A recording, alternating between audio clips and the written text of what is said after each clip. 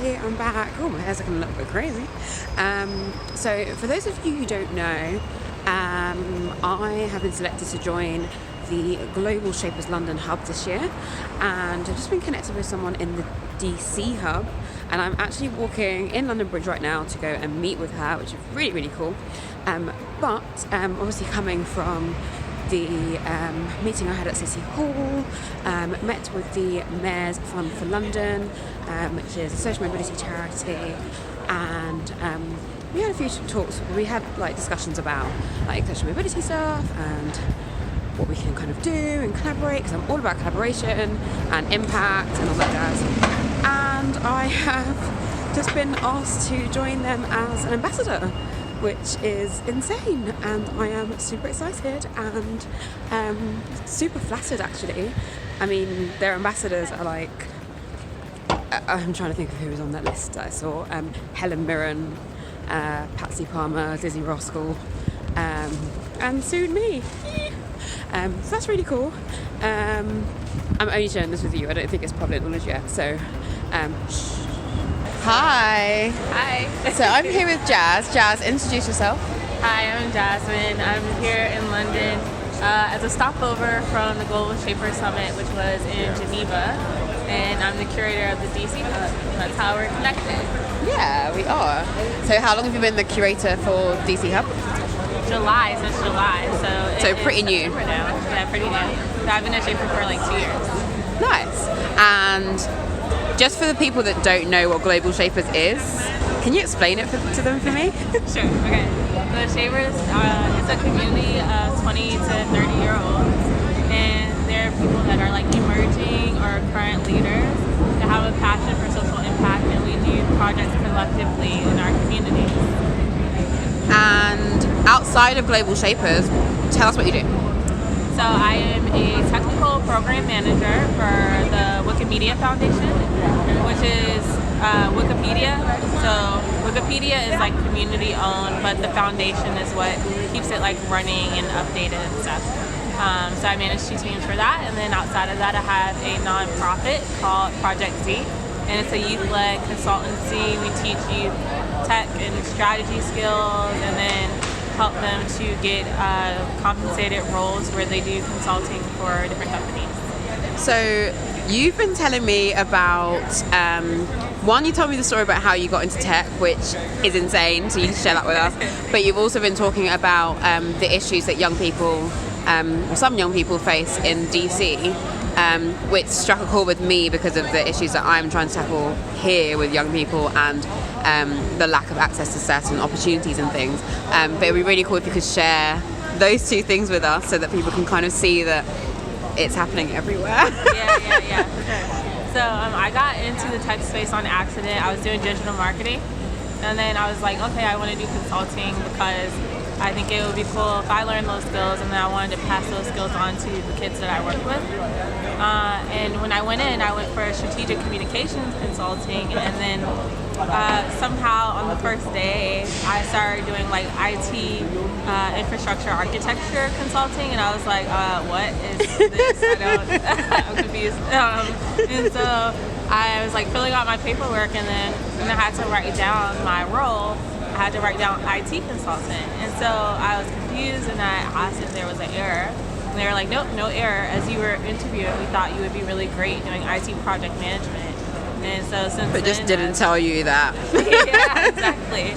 And since then, I've just been going with it, and I love it. I'm really passionate about it. And it's something that I'm transferring on to hope that it'll provide some economic mobility to kids in my neighborhood, because with gentrification, which seems to be happening, we talked about, gentrification has been happening a lot in a lot of different communities. It's been pushing out a lot of people that are from DC, and they're completely neglecting public schools. They're completely neglecting Black neighborhoods, and so you have entire schools where kids are graduating from 12th grade, which for us is the end of high school, and when you go to university, on 5th grade reading levels. And so they're not getting accepted into universities because they know how poorly ranked the schools are. And so that's entire generations of kids that are going to be left behind as a result of that. And so I'm just trying to do my part to care about the kids that are still there as someone needs to. Yeah, really commend you for that, and like thank you for doing that work. Just to wrap up, you've been to London before, but how was your trip? Yeah. Favorite parts, highlights, apart from like having lunch with me? Of course, that was a highlight, honestly. Are you like feeling Borough Market or no? Yeah, it's pretty cool. It reminds me a little bit of Eastern Market in DC. Okay. I know you'll come and you'll see, and I'll take you around. Yay! Yeah. New friends. Yes. Oh, I finished my prosecco already. I didn't catch that. Thanks. Yes. But no, I love London.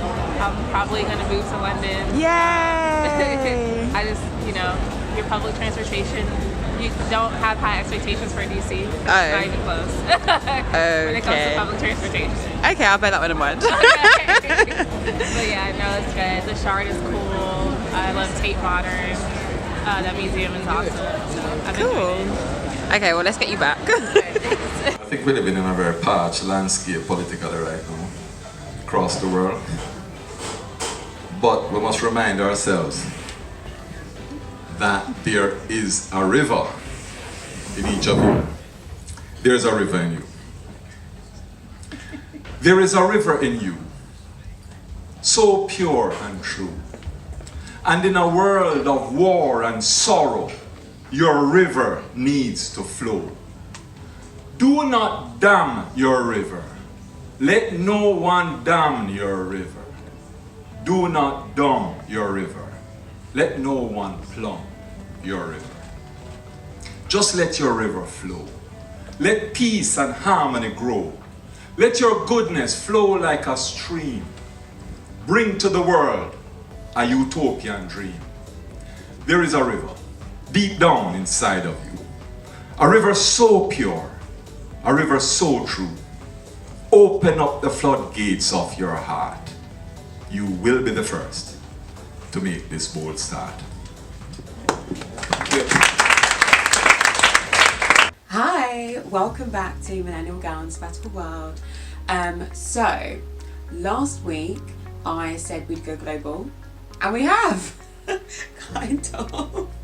So I cheated a little bit, but we had Washington DC come to Borough, and we had a bit of Jamaica come to Covent Garden. So it was at the library over in Covent Garden there.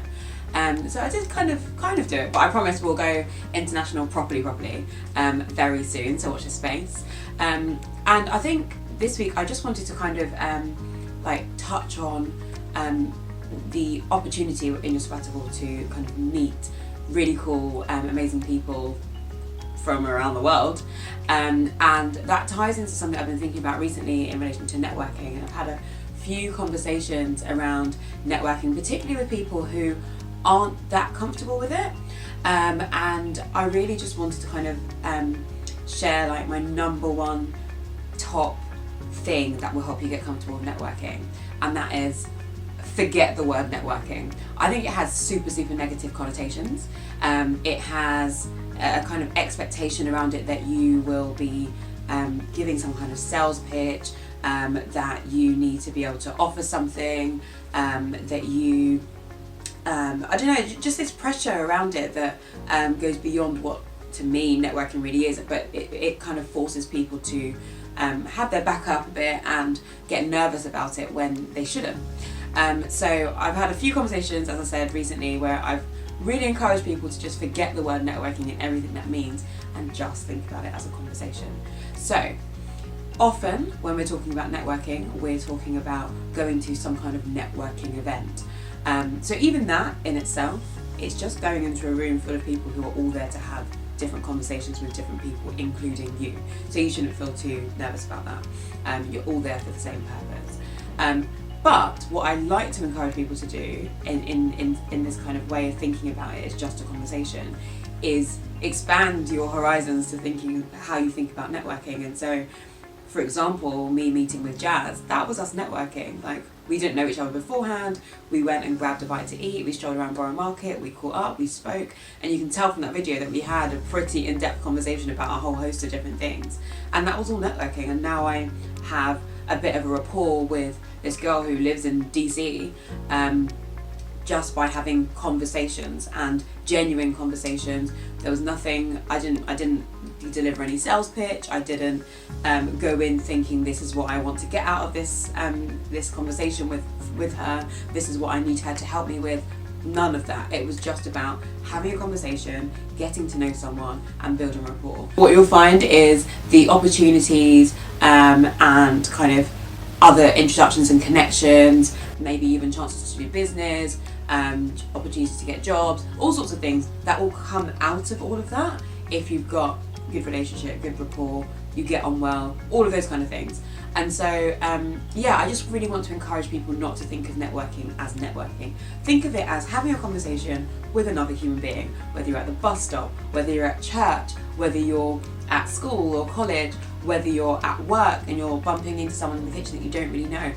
All of that is networking. It's all just having conversations. So please get out there and have conversations, because as they say, your network is your net worth.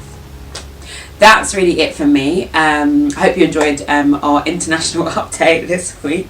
I'll be back next week Tuesday as per usual. Next week one will be quite interesting, I think you'll find. Morning.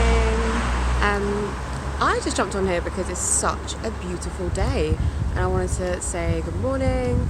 You might not even be watching this in the morning, but I just want to say good morning and just feeling so grateful and blessed this morning. I'm on my way to an interview, not that kind of interview. I'm interviewing for this program that will help support me with running careers. That's quite exciting. And the bus is coming, so I'm going to run, but